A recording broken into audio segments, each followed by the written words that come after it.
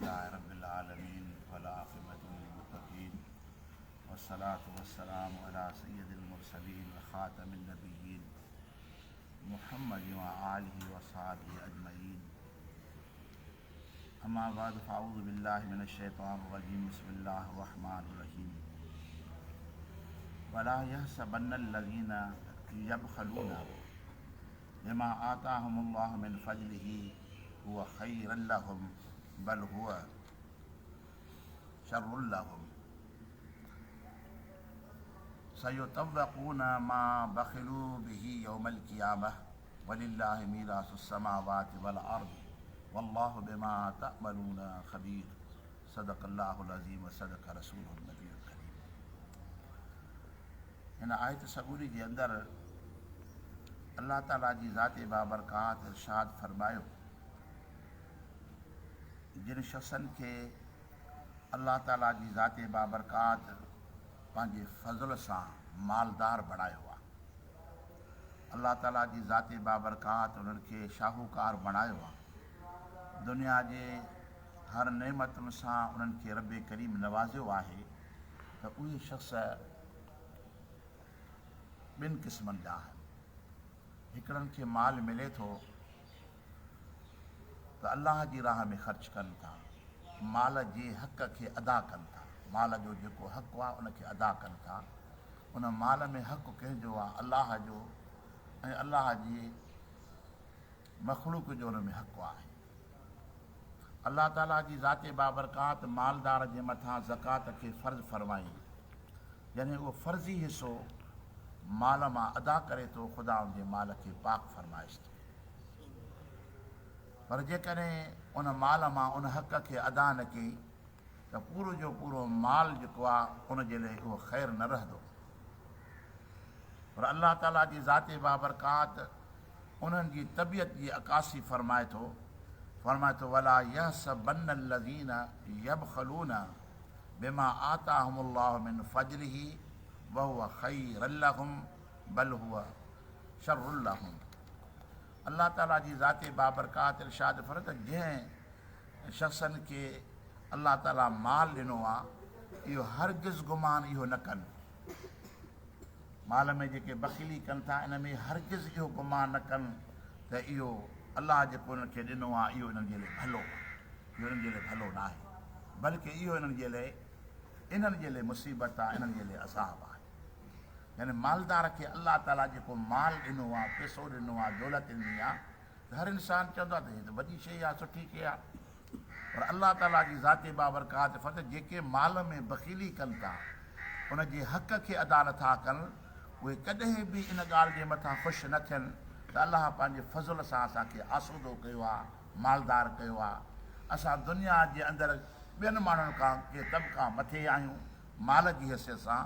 अल्लाह ताला जी ज़ात बाबरकात फरमाए त इहे कॾहिं बि इन ॻाल्हि खे भलो न सम्झनि, बल्कि इहो माल इन्हनि जे लाइ शर्र आहे, इहो माल इन्हनि जे लाइ मुसीबत आहे। यानी नेमत त अल्लाह जी आहे माल, पर जेकॾहिं उनजे हक़ खे अदा नथो करे त अल्लाह ताला जी ज़ात बाबरकात त इहो ई माल इन्हनि जे लाइ जेके मेड़े करे इन्हनि जे सार कयो अथव त हीअ फ़ाइदे जी शइ आहे, हीअ नफ़े जी शइ आहे, हे वक़्त में कमु अचण वारी शइ आहे। पर अल्लाह ताला जी ज़ात बाबरकात त जेकॾहिं इन माल मां उन हक़ खे अदा न कयूं जेको अल्लाह ऐं अल्लाह जे रसूल उनजे मथां मुक़ररु फरमायो आहे, फरमाए थो शर्रुन लहुम, इहो माल इन्हनि जे लाइ वॾो शर्र आहे। सयुतव्वक़ून मा बख़िलू बिही यौमल क़ियामह, क़यामत जो ॾिहाड़ो थींदो, इहो इन जो माल तो करे उनजी गीचे में विधो वेंदो ऐं ख़ुदा जे हुज़ूर में इन हाल हाज़िर थींदो जो उहो माल उनजी गीचे में तोक हूंदो, इहो इन में अल्लाह जे हुज़ूर में आंदो वेंदो। हिन जे तफ़सीर में नबी करीम सल्लल्लाहु अलैहि वसल्लम जी ज़ात बाबरकात इरशाद फरमायो त जेके माल जी ज़कात खे अदा नथा कनि, इहो उन्हनि जो माल नाग जी सूरत बणिजी करे क़यामत जे ॾिहाड़े उनजी गीचे में पोइ उहो नाग उन्हनि खे ॾंगींदो, उहो दाहूं कंदा, रनियूं कंदा, पोइ उनखे पटींदो ऐं उनखे ईअं चवंदो त मूंखां परे न थी, मां तुंहिंजो ख़ज़ानो आहियां, मां तुंहिंजो माल आहियां, मां तुंहिंजी जाइदाद आहियां, तूं मूंखां नफ़रत छो थो करीं, तूं पंहिंजे लाइ गॾु करे रखियो हुई त मां तोसां गॾु आहियां। हबीब करीम सल्लल्लाहु अलैहि वसल्लम जी ज़ात बाबरकात फरमाए पर छो त इंसान जा बि के क़दर हूंदा आहिनि, जीअण जा बि के उसूल हूंदा आहिनि। उहे माण्हू त थी पियासीं, पर माण्हू थियण जे लाइ अलाह जे रसूल जी फर्मा बरदारी खां सवाइ ज़िंदगी वबाल आहे, अज़ाब आहे। इहो जीअण जेको आहे न, इंसान जे लाइ दुनिया ऐं आख़िरत जे लाइ रुसवाई जो सबबु बणिजी थो वञे। अलाह ताला जी ज़ाते बाबरकात इन हुकूकनि सां त असांखे ज़िंदह रखियो आहे। असांजी दुनिया आख़िरत आबाद जेकॾहिं आहे न, ख़ुदा ऐं ख़ुदा जे रसूल जी फर्मा बरदारी जे करे आहे। जेकॾहिं अलाह ऐं अलाह जे रसूल जी फर्मा बरदारी खे तर्क करे असां पंहिंजे क़यास, पंहिंजे अकुल, पंहिंजे ख़्याल मूजिबि ज़िंदगी गुज़ारींदासीं, इहा ज़िंदगी असांखे हिते बि वबाल बणिजी वेंदी, आख़िरत में बि अज़ाब जी सूरत अख़्तियार कंदी। अॻिते अलाह ताला जी ज़ाते बाबरकात इरशाद फरमाए त वलिल्लाहि मीरासु समावाति वल अर्ज़। अलाह ताला ज़मीन ऐं आसमान जी जेका मीरास आहे न, उहा अलाह जी आहे। जीअं हिकिड़ो बादशाह कंहिंखे ख़ज़ानती मुक़ररु कंदो आहे माल जे मथां, अबा हे वज़ीर ख़ज़ाना आहे, उहो अमानतदार हूंदो आहे। उनखे अमानतदार, हीअ अमानत क़ौम जी अथई, तोखे मां इन करे मुक़ररु कयो आहे त हिन ख़ज़ाने मां जेके हक़दार आहिनि उनजे हक़नि खे अदा करो। वज़ीर ख़ज़ाना, हिन त ख़यानत खां सवाइ ॿियो कुझु आहे ई कोन। हिन त सॼो मुल्क जेको आहे सो शरारतुनि सां भरिजी वियो आहे। पर वज़ीर ख़ज़ाना जेको हूंदो आहे न, उन ख़ज़ाने जी हिफ़ाज़त कंदो आहे ऐं उन मां ई पघारूं कढी ॾींदो आहे, उन मां ज़रूरतूं जेके हुकूमत जूं अदा कंदो आहे। त अलाह ताला जी ज़ाते बाबरकात जंहिंखे मालदार बणाए थो पियो न, ईअं सम्झे त ख़ुदा उनखे वज़ीर ख़ज़ाना बणाए थो पियो। पर मां त वलिल्लाहि मीरासु समावाति वल अर्ज़, हे ज़मीनी आसमान जा ख़ज़ाना, हे मिल्कियतूं कंहिंजियूं आहिनि? अलाह जूं आहिनि। तोखे थोरी घड़ी जे लाइ माल जे मथां रब तोखे मुक़ररु फरमायो आहे, मालदार तोखे वज़ीर ख़ज़ाना बणायो आहे, त अलाह जी इन मिल्कियत जे मथां तूं अमानतदार थी करे इन मां हक़ अदा कर, पंहिंजे बचनि जो, पंहिंजे घर जो, पंहिंजे नफ़्स जो, पाड़े वारनि जो। अलाह ताला जी ज़ाते बाबरकात फरमाए त हिन में ईअं फरमाए त लिल्लाहि मीरासु समावाति वल अर्ज़, जॾहिं सभु इंसान हलिया वेंदा, हाणे हिकिड़ो त वञे थो त पोयां ॿियो थो अचे न, वरी उहो हुनजो वाली थी वेही थो रहे। मिल्कियत, बंगला, ज़मीनूं, ख़ज़ानो, पैसा, पीउ गुज़ारे वरी पुटु वारिस थियो, वरी उहो गुज़ारे वरी उनजो पुटु वारिस थियो। पर हिकु ॾियारे त दुनिया ख़ाली थींदी न, इहे नसुल ख़तमु थी वेंदा न। पोइ इहे सभु शयूं दुनिया में पयूं हुजूं, इहे ख़ज़ाना, इहे जेके बि कंज़ जूं सूरतूं हार पयूं हुजूं, रफ़र त पोइ केरु वारिस आहे हिनजो? जॾहिं तव्हां खुटी वियो, ख़तमु थी वियो, फरमाए त लिल्लाहि मीरासु समावाति, अॻु में बि इन जो मालिक अलाह हो, हाणे बि मालिक हुनजो अलाह आहे, हाणे केर बि हुनजो मालिक न आहे। ऐं थोरी घड़ी जे लाइ इंसानु हुन शइ जे मथां क़ाबिज़ थी करे पोइ अदुल त न की पर रहंदो ज़ालिम थी थो वञे। जेका फितरत अहिड़ी आहे इंसान जी का फितरत में इहा शइ रखियलु आहे कि ग़रीब आहे त ग़रीब आहे, जे सुञो आहे त सुञो आहे।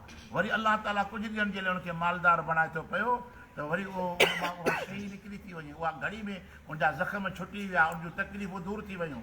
हाणे इंसाफ़ जे बजाए वरी ज़ुल्म जे पासे खे अख़्तियार करे थो पियो।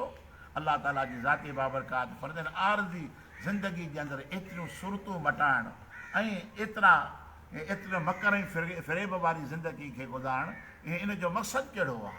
अलाह ताला जी ज़ाते बाबरकात असांजी सुजागी जे लाइ, असांजी बेदारी जे लाइ पंहिंजे कलाम मजीद खे मोकिले थो पियो। इंसान तुंहिंजी हक़ीक़त हिन में लिखी पई अथई, हिन खे पढ़ त तोखे ख़बर पवंदी त तुंहिंजी हक़ीक़त छा आहे।